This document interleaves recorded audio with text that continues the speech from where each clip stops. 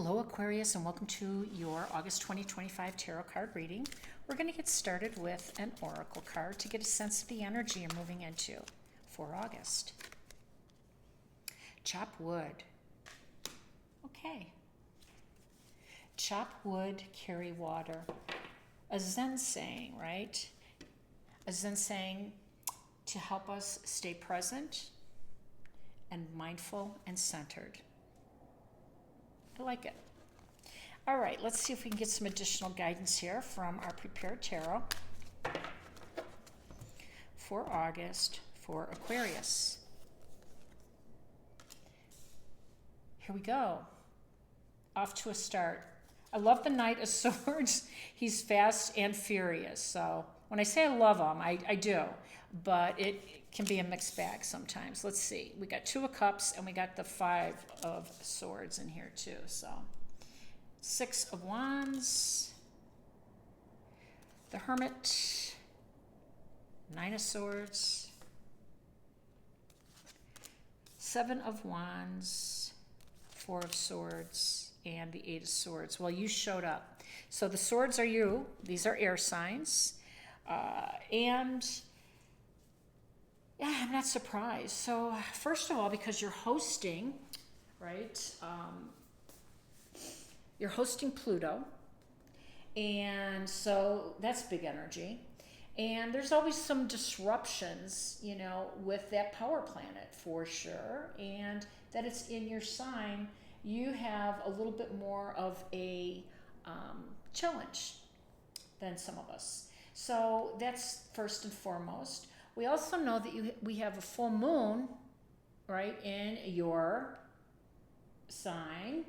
And that means that a lot of emotions, right, get stirred up. Because that's what full moons do.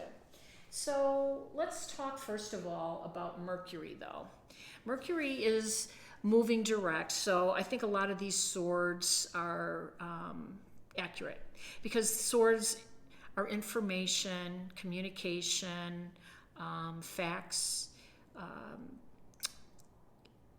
And I think that first and foremost, with the Knight of Swords coming in, I think that's Mercury coming in, fast and furious. And then Mercury does move fast. I guess furious too sometimes. So we know that Mercury is in Leo, so that means that that is in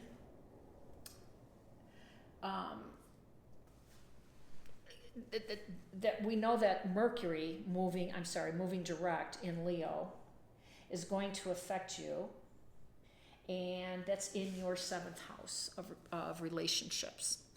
And so there's some of the drama, there's some of the emotion, because relationships are emotional and they bring out sometimes not the best but the worst of us, you know, with these feelings, these lower vibration feelings, fear, doubt, disappointment, you know, things of that nature. And also we have the Two of Cups up here, Aquarius, indicating that there is something coming in with Mercury moving direct now on the 11th that's going to cause some type of disruption. Five of Swords is not getting along. It's opposite of that. It's tensions, it's disagreements, it's, you know, quarreling. And with the Two of Cups right here, it's a relationship. It's a one-on-one relationship. It's a significant other. It's a professional relationship. Whatever that is for you, there is going to be some disagreements, some parting of the ways, so to speak. And the Five of Swords isn't just quarrels. It's a little bit more intense. Again, I put it on that full moon in your sign, but you know, we have a choice to either engage or not engage in these things. And you know, I think that you're walking away with the swords, you know, looking over your shoulder. And you know, it can mean that you won because you have all the swords, but what have you won? You know, have you won anything? I mean, quarreling with somebody and, you know, not agreeing with somebody, and them, you know, kind of surrendering or just going along with things isn't always a win. And so that's the message, you know. Think about what you're trying to get to, what the outcome is. This is fight or flight, you know. and rarely does the fight come out with a real positive outcome. However, this Two of Cups over here can be very positive, and it seems to be, it does. And I think you're worried about it a little bit because, you know, of some past connections, some past relationships that didn't go so well for you. But let's go over here to the Six of Wands. Six of Wands shows that you are in the winner's circle. You know, you're receiving some admiration, you're receiving some acknowledgement, you know, some success. And really the light is shining on you. This Hermit is shining a lantern right on you. You know, this is your spotlight, Aquarius. And by the way, the Hermit indicates that this has been a period of solitude, you know, a period of being alone, you know, kind of contemplating, you know, some of the things that did go wrong, the things that weren't going right in your relationships. But I think you've come to terms with it. I do. I think that you're owning what you need to own. And I think that you are ready to move on from it. Now, I like that the Four of Swords is right beneath the Hermit, because the Hermit, because of spending a lot of time in solitude, has really mastered, you know, the unconscious and the subconscious. He's really, you know, quite evolved, you know, quite the Zen master. And he's come to terms with some things, you know, and I think that you're now aligned with this way of thinking. This Four of Swords shows alignment, spiritual alignment, because of course they're laying in a chapel. So you too have done some soul searching here. Not just soul searching, but realigning with your spirit, with your guide, which of course is the Hermit, and then the Four of Swords indicating that you've taken the time to do so. What's interesting here is the Seven of Wands. This shows you putting up boundaries. And I like it. I do.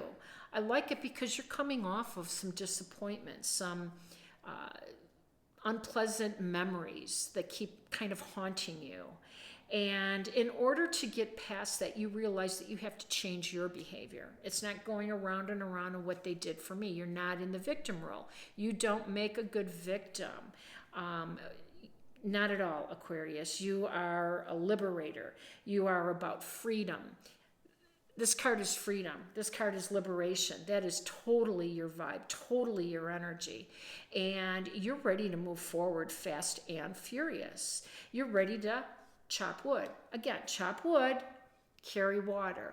There is something very present about that mindset. And you're focused now. You're ready. And now, yeah, you're putting up some boundaries. You're going to have to teach people how to treat you.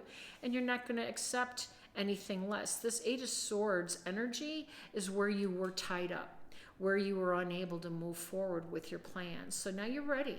You have this new spiritual alignment.